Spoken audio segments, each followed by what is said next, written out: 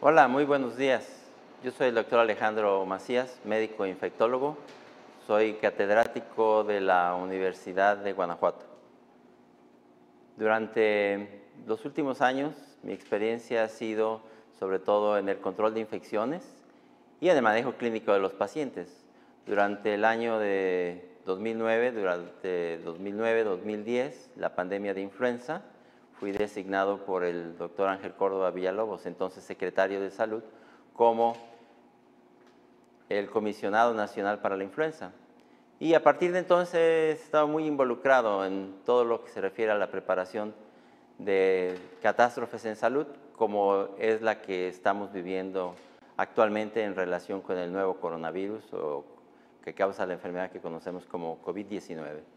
Por eso quiero agradecer muy personalmente, muy extensivamente al Instituto Nacional Electoral, a su presidente consejero, el señor Lorenzo Córdoba, por darnos las facilidades para esta transmisión. Me gustaría entonces empezar dando un panorama general de cuál es la situación para después poder pasar a qué es todo lo que tenemos que hacer y finalmente poder contestar algunas de sus preguntas. En primer lugar, la situación que tenemos ahora es la diseminación ya prácticamente en todo el mundo, en la gran mayoría de los países, de este nuevo virus que seguramente habrán escuchado, un nuevo coronavirus.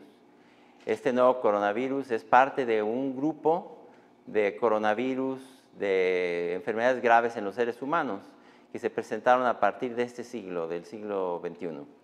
Hasta el siglo XX los coronavirus se consideraban como virus menores causales de catarros, pero en 2002, 2003 se vio el primer síndrome grave que se conoció como el SARS, y ahora sabemos que es el SARS número 1, el síndrome de insuficiencia respiratoria aguda y grave.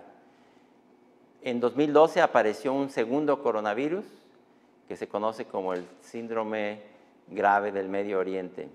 Así que ya no fue sorpresa cuando a finales de diciembre de 2019 en China se empezaron a presentar casos de una neumonía que nadie conocía de dónde venía, pero que era una neumonía que causaba un daño extenso en ambos pulmones.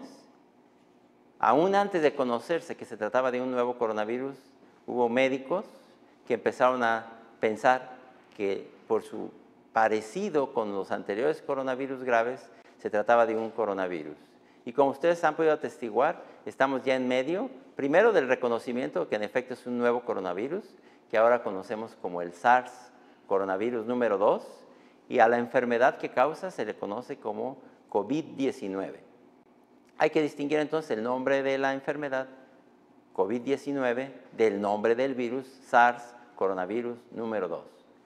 Como probablemente ya lo sepan, pues la enfermedad ya salió de China y se empezó a diseminar en muchos países. En algunos países ha entrado con más fuerza que en otros. Ya tenemos lecciones bien aprendidas y que me gustaría que platicáramos esta mañana, porque creo que la experiencia que ya ha adquirido el mundo es importante para saber qué es lo que tenemos que hacer. A partir de enero 10, en que en China se publicó la secuencia genética de este virus, y luego de saber cómo se comporta en las personas, tenemos ya una amplia información. Hay ya una prueba de diagnóstico para detectarlo, pero sabemos primero cuál es su comportamiento epidemiológico. Sabemos que por todas las evidencias va a llegar a prácticamente todo el mundo. Ya hay que estar convencidos de que eso va a ser así. En segundo, que una vez que entra en una comunidad, es cuestión de tiempo y mientras no tengamos una vacuna, tenemos que asumir que muchos vamos a enfermar. De hecho, lo que están haciendo actualmente las autoridades de salud en México y en buena parte del mundo no es necesariamente evitar que nos enfermemos. Mientras no haya una vacuna, insisto, nos vamos a enfermar muchos. Lo que se está tratando de evitar es que nos enfermemos muchos al mismo tiempo para que no se vaya demasiado presionado los hospitales, el Sistema Nacional de Salud. Por otra parte, conocemos también que este virus se ha diseminado inicialmente en la región norte del mundo, aunque ya sabemos también que ha entrado en varios países del sur. Eso ha dado alguna esperanza de que quizá con el calor el virus se comporte distinto y que en determinadas orografías, humedades o temperaturas pueda entrar más lentamente. Yo debo decir que eso se ha difundido mucho, pero que no deja de ser actualmente una hipótesis y una esperanza. No podemos apostar a eso. Ojalá que así sea y en orografías como la de México pueda entrar más lentamente, pero tenemos que asumir que de la manera en que ha entrado en muchos países, va a entrar también en México, una vez que ya se llegan los casos importados primero, se establece la transmisión comunitaria después y finalmente se desarrolla masivamente y algunos pacientes necesitarán hospitalización. Eso es brevemente en cuanto a su epidemiología. En cuanto a las manifestaciones clínicas, cómo se presenta esto en las enfermedades y por qué ocurre, me gustaría decir primero cuál es el mecanismo de transmisión. Sabemos que se transmite predominantemente, primero por la vía aérea en un contacto muy cercano. Cuando una persona habla, tose, genera gotitas de saliva que hacen una parábola, pero antes de caer al suelo pueden recorrer aproximadamente 1 metro, 1 metro y medio. Entonces, ya tenemos ahí también una enseñanza. Cuando hay una persona enferma, debe tratar de mantener una sana distancia, que ya ha insistido mucho la Secretaría de Salud en México. Esa sana distancia, en términos generales, es de aproximadamente 1 metro y medio, mínimo 1 metro. Y ahí vamos a evitar una buena parte de las infecciones. Y eso tiene que ver también con las personas enfermas, que procuren, si alguien en estas condiciones empieza con fiebre o tos, no infectar a los demás, mantenerse en casa y esperar a que pase la enfermedad.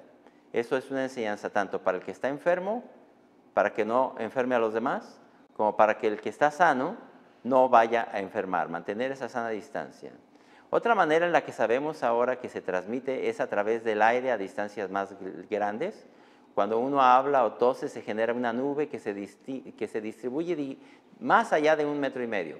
Por fortuna, la evidencia señala también que ese parece ser un mecanismo menor de transmisión, que debemos poner el énfasis en la transmisión cercana y en otro mecanismo de transmisión que sabemos que ocurre, que es el de contacto directo. Y a eso me refiero ahora. El virus, cuando alguien toca una superficie con sus manos contaminadas o cuando tose y ese virus se va a las superficies inanimadas, una mesa de trabajo, un plástico, un metal, inclusive una superficie de tela, ahí va a sobrevivir durante inclusive días.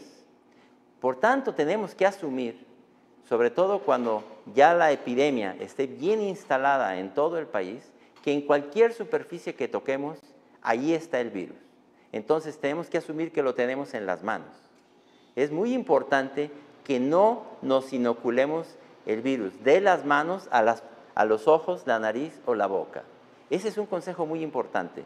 Mantener las manos limpias, lavadas, higienizadas, cuando se pueda, pero estamos trabajando y las vamos a estar contaminando. Bueno, con manos contaminadas no debemos tocarnos ojos, nariz o boca. Se ha dicho mucho que el consejo es no se toque la cara, pero eso es muy difícil, lo tenemos muy engranado en nuestro comportamiento. Podemos tocar partes secas de la cara, no hay problema. El virus no tiene patitas, no tiene alas para volar y meterse. Pero cuidado, no hay que meter el dedo en la boca, no hay que rascarse los ojos, no hay que picarse la nariz. Eso es muy peligroso, puesto que asumamos que tenemos el virus en las manos y que entonces vamos a estarlo poniendo directamente en la puerta de entrada. Esa es una cuestión de comportamiento para nosotros. El mecanismo de transmisión entonces de contacto directo, nosotros somos los responsables para evitarlo. En las instituciones de salud tienen sus protocolos particulares para evitar que se contagien no solo otros pacientes, sino el propio personal de salud que en estos momentos es el frente de batalla y que tiene que tener un cuidado especial. Nosotros en casa, en la comunidad, no salgamos a hacer compras de pánico de mascarillas o cubrebocas, no te sirven. Esos son solamente para etiquetar al que está enfermo y para que esa persona no disemine las partículas infecciosas más allá de 1 metro. No piensen que con ponerse una mascarilla van a evitar la enfermedad. Mantener la higiene de manos, pero también nuestro comportamiento aquí es importante. No salgamos a hacer compras de pánico, no actuemos con pánico, porque el pánico en una epidemia puede ser tan malo o más malo que la epidemia misma. Aquí me gustaría también aclarar también respecto de nuestro comportamiento, que tengamos que asumir las cosas con serenidad. Sabemos que es una situación difícil. Hay que partir del hecho de que nos enfrentamos a una de las principales o uno de los principales retos en la salud, probablemente de esta generación, si no es que de varias generaciones. Esto va a llegar a todo el mundo y va a poner en vilo, en mucha presión a los sistemas de salud de todo el mundo. Que nadie lo minimice, sí me gustaría partir de eso. Pero también de una primera nota de tranquilidad. El 80% de las personas que adquieran la infección no van a tener un problema serio. De hecho, muchas de esas personas ni siquiera lo van a notar. Van a tener un cuadro muy leve. Algunos completamente asintomáticos. Primera nota de tranquilidad. Otra gran nota de tranquilidad es que vamos a ver media epidemia, media pandemia, porque sabemos que los niños, los jóvenes, particularmente los menores de 30 años, no van a tener prácticamente ningún problema. Este virus no les está causando ningún daño, habrá excepciones, desde luego, pero la inmensa mayoría de las personas menores de 30 años no van a tener un problema serio. Va a haber un problema probablemente entre los que tengan 30 y 60 años, que ya puedan tener manifestaciones más intensas, pero también ellos lo más probable es que no tengan un problema serio. Ahí la proporción de complicaciones es muy baja. Tranquilidad, pues, la mayoría no va a tener un problema serio. Inclusive, los que se conocen como grupos de riesgo, que voy a mencionar en este momento, muchos no se van a complicar. Pero esos grupos de riesgo tenemos que cuidarlos particularmente. Partimos entonces, el 80% no va a tener un problema serio. Recuerden, el 80, 15, 5. El otro 15% pueden tener un problema más serio. Tos intensa, fiebre, malestar general, pueden sentirse muy mal, pero no van a tener un problema serio. Va a ser como una influenza, va a pasar, probablemente tengan que ir a ver al doctor, pero van a convalecer en casa sin problema. Nos queda un 5%. Ese 5% es el que nos preocupa, porque ese 5% puede ya requerir manejo en los hospitales, terapias con oxígeno, desde algo muy sencillo, como ponerte unas puntitas de oxígeno en la nariz, hasta cánulas de alto volumen de oxígeno o ponerte un tubo para que puedas respirar en una máquina. Y eso es lo que se pretende evitar. Sobre todo, como decían, en este caso, grupos de riesgo que tenemos que cuidar. ¿Quiénes son esos grupos de riesgo, de acuerdo con lo que ya sabemos de este virus? En primer lugar, las personas de edad avanzada, básicamente los que tengan más de 65 años de edad.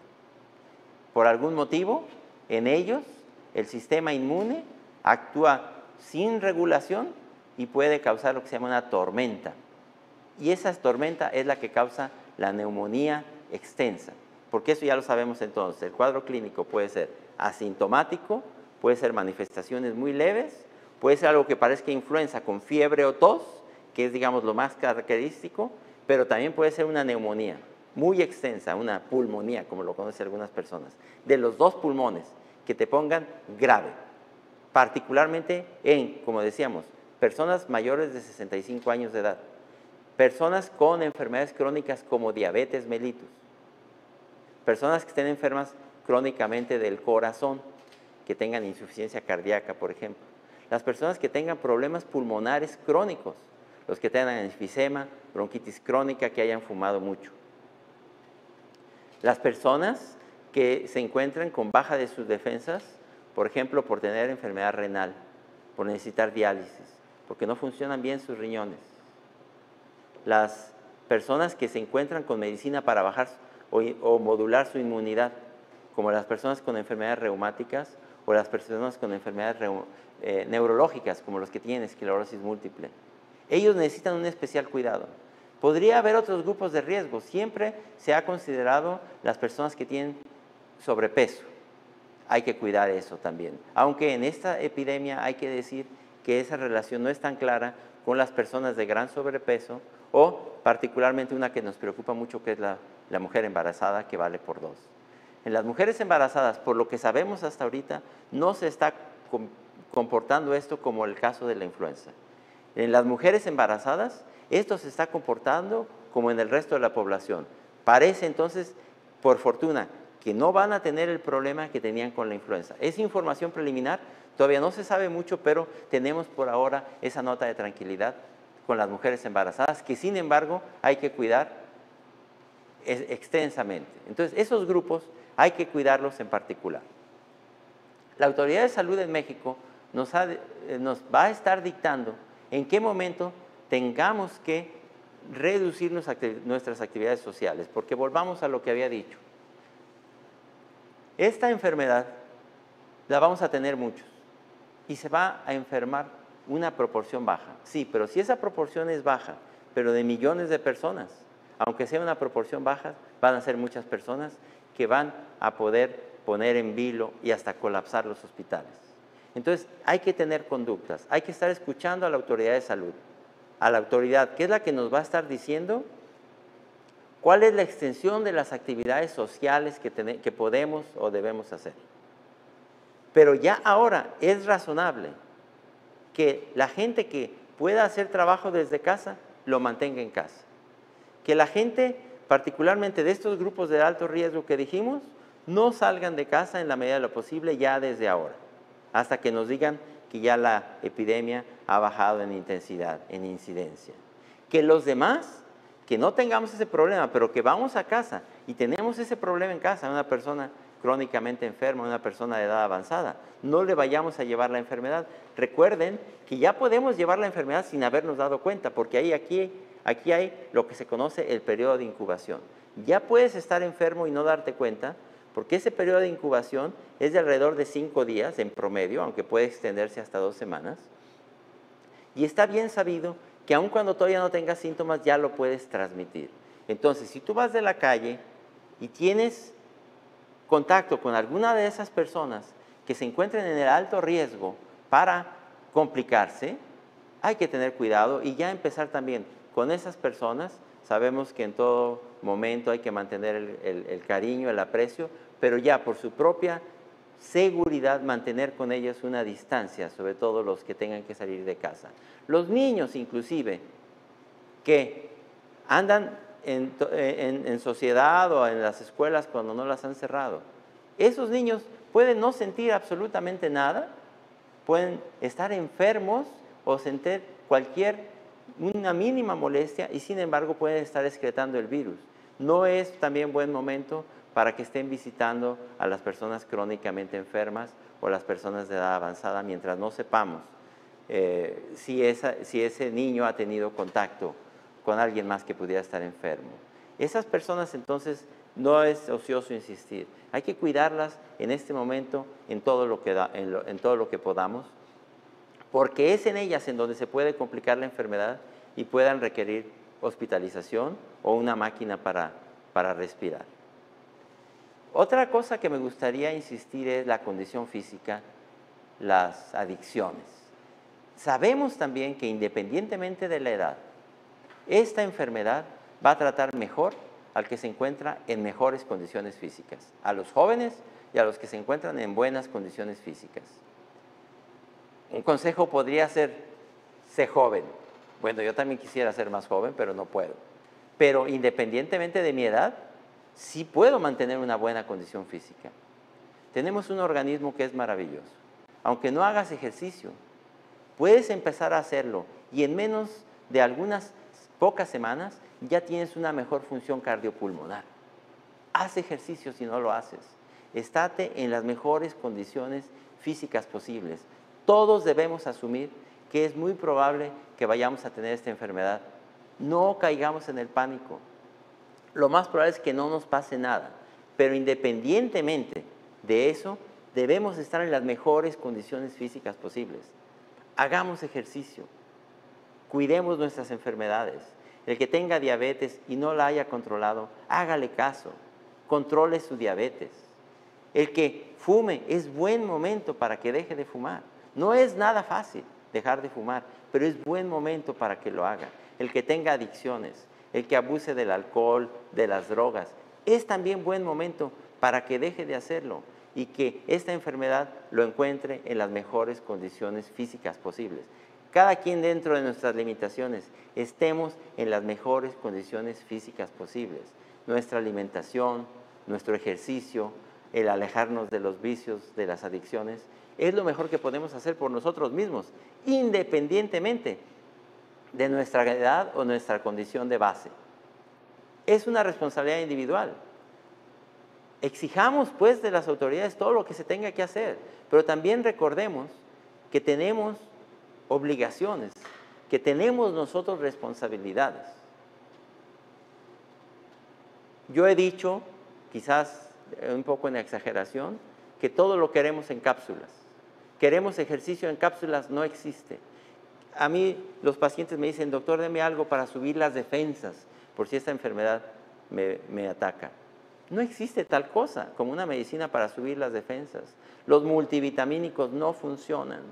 Si quieren tomar una vitamina, tomen solamente una vitamina sin prescripción, que es la vitamina D, D de dedo, una dosis bajita, no tomen miles y miles de unidades.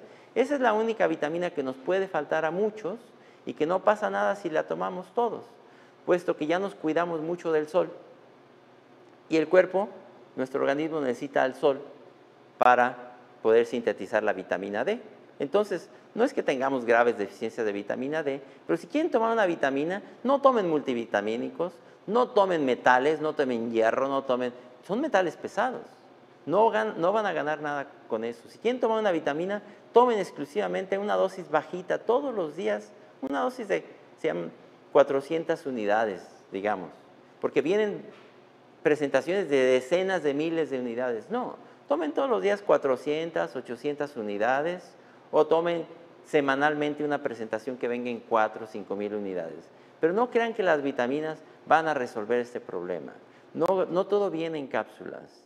No hay medicina para subir las defensas. Eso no existe. Si una persona tiene defensas bajas porque tiene SIDA, por ejemplo, hay una medicina para atacar el virus y que su organismo vaya recuperando sus defensas. Pero para los demás, esa medicina no existe. La mejor medicina para mejorar nosotros, para nuestras defensas, es el ejercicio, es la buena condición física, es el control de nuestras enfermedades crónicas. Entonces, exijamos todo lo que tengamos que exigir, pero también respondamos con nuestra responsabilidad individual. Y la responsabilidad en las familias también. Cuidemos a los que puedan complicarse. Mantengamos durante un tiempo esa sana distancia, incluso en las familias, con esas personas que se nos puedan complicar. Creo que he dado un panorama general. Seguramente muchas cosas se me habrán quedado en el tintero. Vuelvo a agradecer al presidente consejero Lorenzo Córdoba por esta oportunidad, pero pues estoy listo por si quieren empezar a mandar sus preguntas. Tenemos aquí Iván y Brenda que nos van a pasar las preguntas. A ver, tengo la primera pregunta.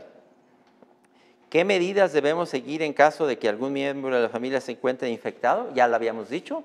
Si algún miembro de la familia se encuentra infectado, tratar de separarlo del resto de la familia, separar temporalmente su loza de sus instrumentos. Si puede usar un área, si tienen 2 baños, que él use durante un tiempo un solo baño. Si no, todos, higiene de manos, lavarse sus manos, ya sea con agua y jabón, o si no la tienen disponible, con alcohol en gel. Eso es importante. Estar higienizando nuestras manos con agua y jabón o con alcohol gel. Yo siempre traigo mi alcohol gel en la bolsa, por si no lo tengo disponible en ese momento. También es muy importante decir, no hay que caer en pánico, no le va a pasar nada, lo más probable.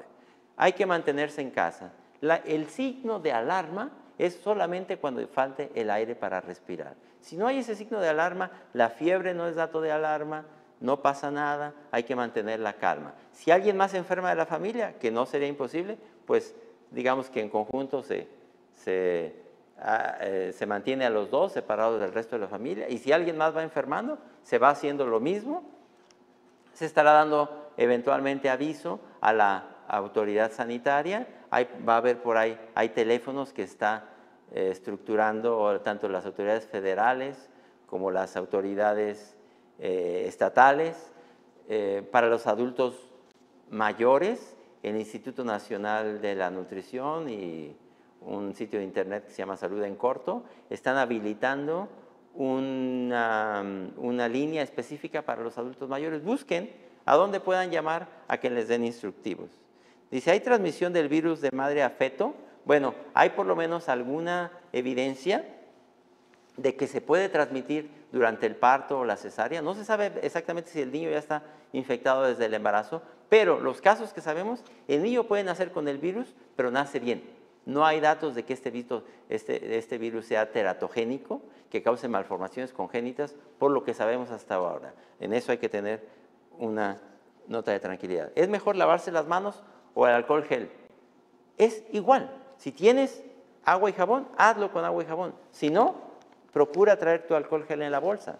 No salgan a hacer compras de pánico, por favor, de alcohol gel, porque lo vamos a terminar y no vamos a permitir que la gente disponga de él. Es igual, no deben hacerse las dos al mismo tiempo, porque he escuchado también eso. Es mejor el lavado de manos, entonces lávate las manos y después ponte el alcohol gel. No, es uno o el otro, son igualmente buenos. La única indicación precisa de decir, no, ahí no es equivalente, es cuando vienes del baño, cuando hiciste tus necesidades fisiológicas, en ese caso es mejor agua y jabón. O cuando si tienes las manos visiblemente sucias, ahí agua y jabón. Para todos los demás, puedes hacerlo perfectamente con alcohol en gel. Este es un virus envuelto. Cuando sale de la célula, roba su membrana, quiere decir que es sensible al alcohol y es sensible en los hospitales a algunos antisépticos como la clorhexidina. ¿Qué dice? Ya sabemos que ya pasó la pandemia. No, de ninguna manera, tampoco nadie se equivoque. A mí me han preguntado con frecuencia, ¿cuánto va a tardar esto? A ver, incluso si somos optimistas, va a tomar varios meses en volver todo a la normalidad. Otra vez, no caigamos en pánico, esto no va a ser un problema grave para muchos, pero va a tener repercusiones sociales, económicas, familiares, y vamos a afrontarlas con ecuanimidad, con serenidad. El temor lo tenemos todo, yo también tengo miedo, pero no va a pasar nada para la inmensa mayoría de nosotros. Actuemos con responsabilidad. El temor es razonable, es bueno, te obliga a actuar con precaución, pero que el temor no te paralice. El pánico es diferente. Temor, miedo es natural, no pasa nada, lo vamos a tener todos, pero que el pánico no te paralice. El pánico es muy malo. Puede ser tan malo para ti o para la sociedad como la epidemia misma, o a veces más malo. Dice que si una persona se puede reinfectar. Bueno, hay algunas evidencias de casos aislados. En medicina nunca nada es absoluto. Puede ser que haya algún reporte de algunas personas que se han infectado 2 veces. Por lo que sabemos de la gran mayoría de los que ya se han cuidado o curado, es que, primero, la gran mayoría de las veces no dejan ninguna secuela en los pulmones y las personas se curan y no parece comportarse esto como la influenza, que después te vuelve a infectar, aunque ya te haya infectado el año pasado. Eso todavía no lo sabemos bien a bien, lo estaremos sabiendo seguramente en los meses o años venideros. En España, en comparación con España, Italia, China, ¿cuál es el escenario esperado para México? Bueno, sí hay que decir que nuestro sistema de salud no es sustancialmente mejor que el de estos países. Hay que decir que tenemos pocas camas de terapia intensiva, por eso hay que procurar cuidar a esas personas que dijimos para que no vayamos a necesitar demasiadas camas de terapia intensiva.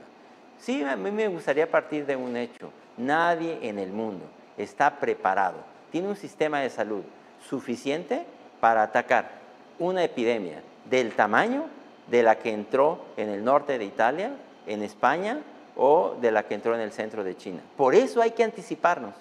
Yo también he insistido, hay que empezar a detectar los casos en la comunidad para que en ese momento la autoridad nos pueda decir, reduzcan actividades aquí, reduzcan actividades allá. ¿Cuál es el tratamiento farmacológico para los casos no severos de COVID-19? No hay un tratamiento farmacológico. Simple y sencillamente medicina para el dolor, medicina para la fiebre. El mejor para empezar siempre es el paracetamol o el acetaminofén, en las dosis adecuadas para adultos, para niños, pero se ha cuestionado inclusive si es malo el ibuprofén y medicamentos de ese tipo como el naproxeno, el ibuprofeno, el ketorolaco. Ya se ha aclarado que no hay una evidencia de que causen daño, pero también hay que decir, no hay que empezar por esos en caso de fiebre o dolor. Siempre hay que empezar por el paracetamol, siempre que sea posible. Dice aquí, ¿en dónde se encuentra, doctor, en este momento? Ahí agradecer a la Universidad de Guanajuato, al Departamento de Medicina de la Universidad de Guanajuato. Estamos en el antiguo edificio de la Facultad de Medicina, en pleno centro de la ciudad de León, Guanajuato, donde estamos y pertenecemos muy orgullosamente. Muchas gracias. Dice, ¿es necesario el cierre de fronteras para evitar la pandemia? Eso no funciona. Digo, vemos posiciones absurdas, como por ejemplo, en los Estados Unidos están cerrando parcialmente la frontera con México, cuando ellos tienen en este caso mucho más transmisión comunitaria que nosotros. Es absurdo, eso no funciona, ya debiéramos haberlo aprendido. Yo creo que eso lo ha hecho muy bien el gobierno mexicano. No limitar el tránsito, no porque no quieran proteger a la gente, es que no funciona. Estar deteniendo a la gente en los aeropuertos, es que no funciona. Lo que funciona es tener una atención temprana para las personas. Yo también he insistido, probemos a más gente para darnos cuenta en las comunidades cuando alguien tenga la enfermedad y podamos reducir las actividades sociales. Hacer enjuagues bucales con solución salina o de bicarbonato previene el coronavirus. No, no hay ninguna evidencia de que eso sea así. Yo he escuchado también quien dice que hay que hacer gárgaras de agua caliente para que se muera el virus, que hay que estar tomando un poquito de agua cada rato para que se patine, que hay que estarse poniendo esto, aquello, que comer un plátano también, porque si se come un plátano entonces el virus ya no se puede fijar. No hay ninguna evidencia de que eso te vaya a servir de nada. Higiene de manos, no te rasques los ojos, no te piques la nariz, no te toques la boca.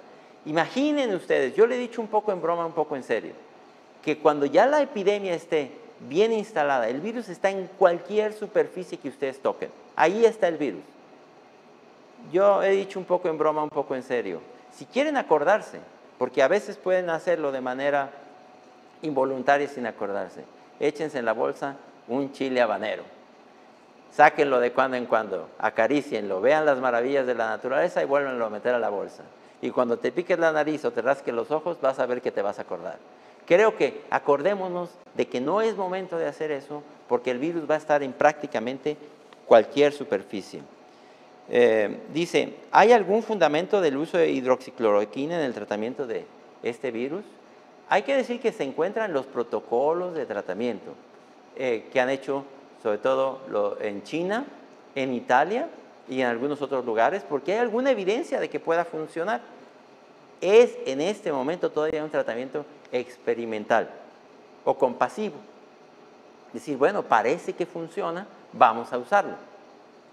No es seguro que sirva de algo, pero hay algunas evidencias, aunque no son fuertes, de que puede funcionar y se está usando en muchos lugares la hidroxicloroquina o la cloroquina. También no hay que salir a hacer compras de pánico de cloroquina, que es un medicamento que se usa en la artritis reumatoide o se usa en el paludismo. Lo único que causamos es desabasto para las personas que lo necesitan. Dice que si hay alguna alteración a nivel hematológico, sí hay alteraciones transitorias, sobre todo en los glóbulos blancos. Bajan mucho una subpoblación de los glóbulos blancos que se llaman los linfocitos en algunas personas. De hecho, se ha correlacionado casos muy graves con una cuenta muy baja de los glóbulos blancos de tipo linfocito. Es transitorio. ¿Cuánto tiempo vive el virus en superficies? Esto es muy interesante y acaba de salir precisamente en estos últimos días un estudio en New England Journal of Medicine que muestra que en superficies como plásticos y metales, el virus vive al menos 3 días. En superficies más rugosas como tela o cartón, un poco menos. En el aire, inclusive flotando, puede vivir horas, pero por fortuna ese parece no ser un buen mecanismo de transmisión.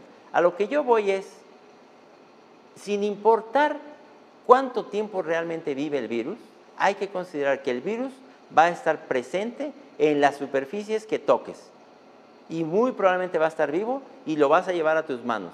Hasta ahí no hay problema. El virus no tiene, como decíamos, patitas, no tiene alas. No te lo lleves a los ojos, a la nariz, a la boca, que es donde lo puedes inocular. ¿Hay algún antibiótico que prevenga el coronavirus o antiviral? No, ninguno. No es como el caso de la influenza que tenemos el oseltamivir. Aquí no hay ninguno.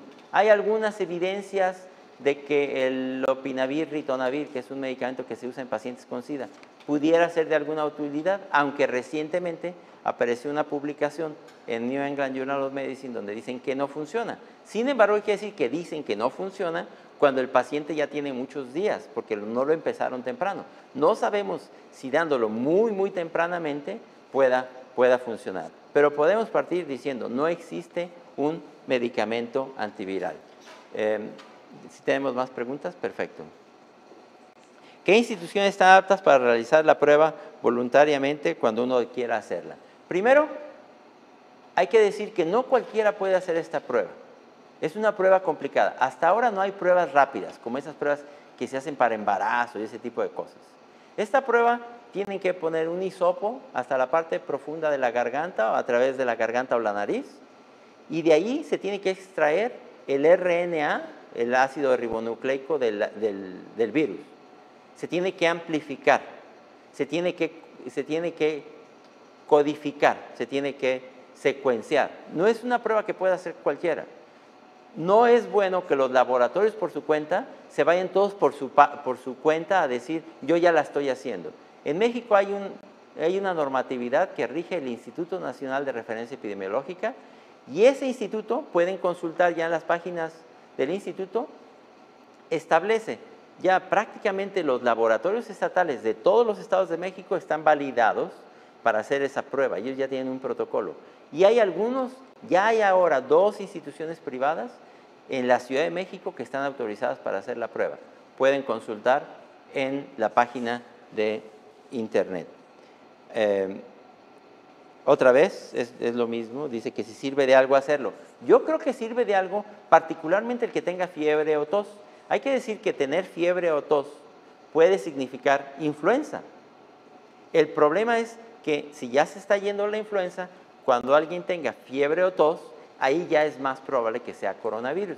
Hasta donde sabemos, en México todavía la circulación no es muy intensa, pero se espera, como bien lo ha advertido ya la Autoridad de Salud, el subsecretario López-Gatell, que esto se intensifique en las próximas semanas. Dice, ¿llegará el momento en que la prueba de laboratorio carezca de utilidad clínica o epidemiológica? Yo creo que sí. Vamos a poner, no sé, que por ahí del mes de julio ya está completamente diseminada la epidemia, se enfermaron muchas personas y alguien llega con fiebre alta y tos muy intensa, pues yo como clínico ya voy a decir, bueno, pues esto es coronavirus. En ese momento la prueba tendría ya poca utilidad, tanto desde un punto de vista clínico como desde un punto de vista epidemiológico. Ahora la enfermedad hay que detectarla tempranamente para que si alguien tiene una enfermedad se quede en su casa. En este momento la prueba tiene más validez, más valor. Dice, ¿qué información tiene la nueva vacuna que se está haciendo en China? No solo en China hay un prototipo de vacunas, en los Estados Unidos se están probando ya vacunas, en México ya se está intentando hacer una vacuna, en México hay investigación al respecto. El problema está en que inclusive si ya se tuviera la vacuna hay que hacerle pruebas, hay que hacer primero en voluntarios sanos, o antes que eso todavía, en animales, en voluntarios sanos, comparar y luego hacer estudios clínicos.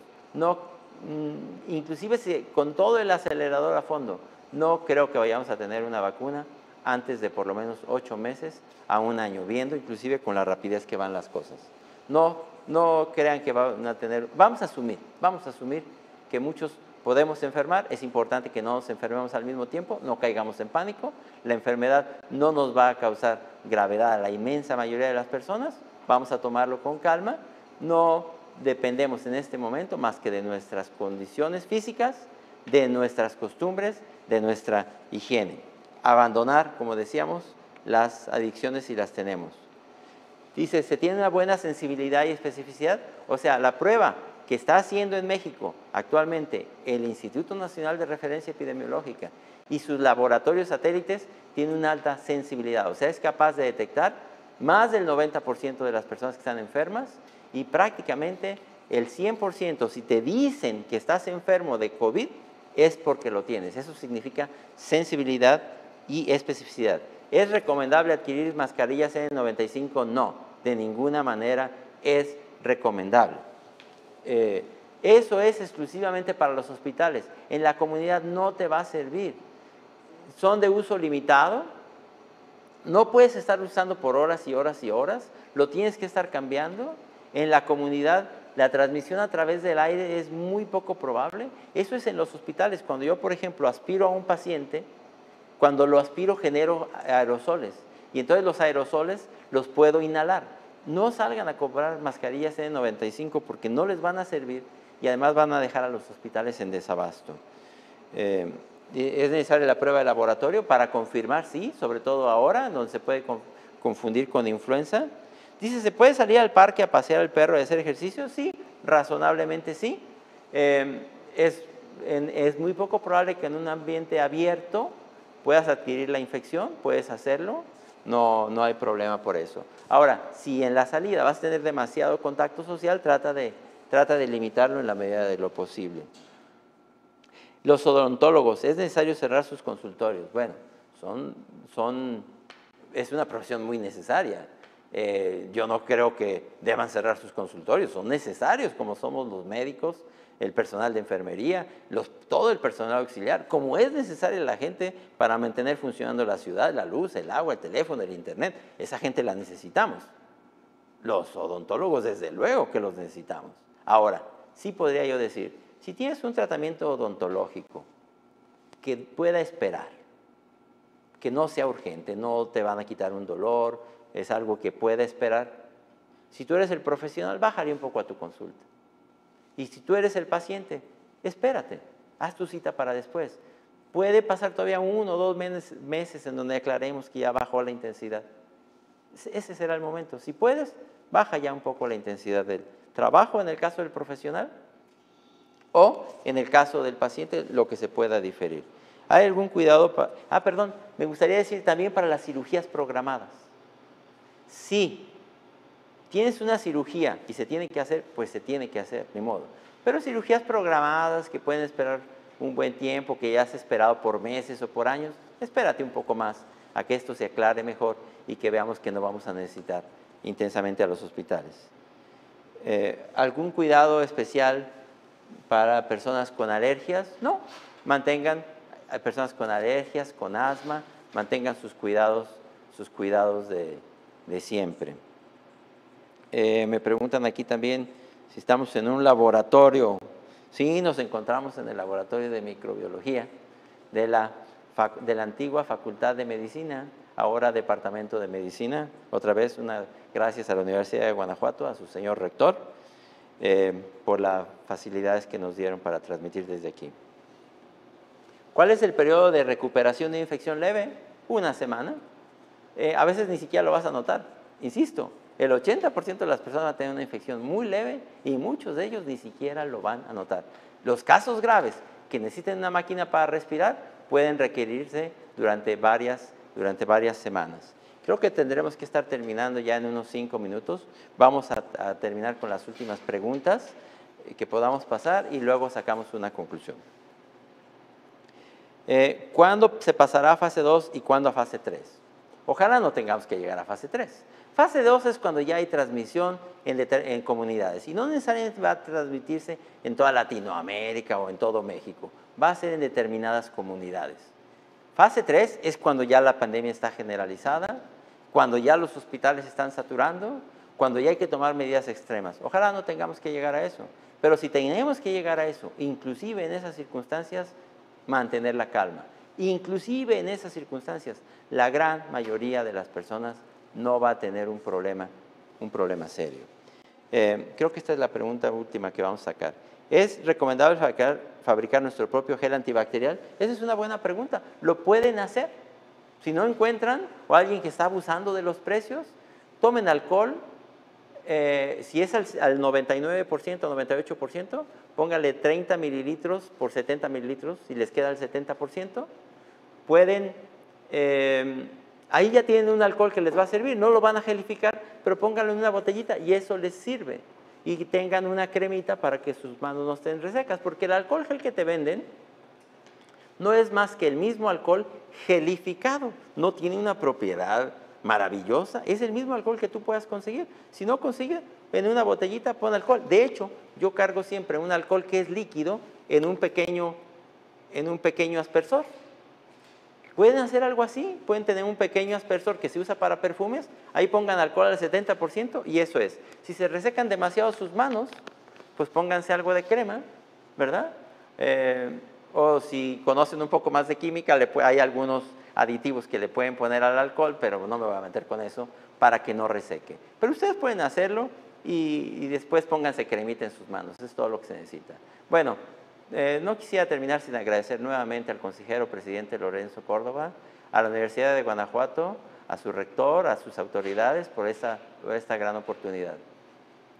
Quiero terminar con unas palabras de tranquilidad. Ya dijimos todo lo malo que esto puede hacer, pero hay que partir también de las cosas buenas. Hemos demostrado siempre que somos un país muy fuerte en México, que hemos pasado por estos desastres y por otros. No nos equivoquemos, esto puede ser algo muy duro, pero lo vamos a superar. No caigamos en el pánico, tenemos todo para superar esto. La gran mayoría no vamos a tener algún problema. No hagamos las cosas peores, no generemos información falsa. Vamos a hacer esto con responsabilidad y en el futuro nos vamos a estar acordando como una mala experiencia, pero una experiencia que nos va a cambiar seguramente para mejor como personas y como país. Muchas gracias por su atención.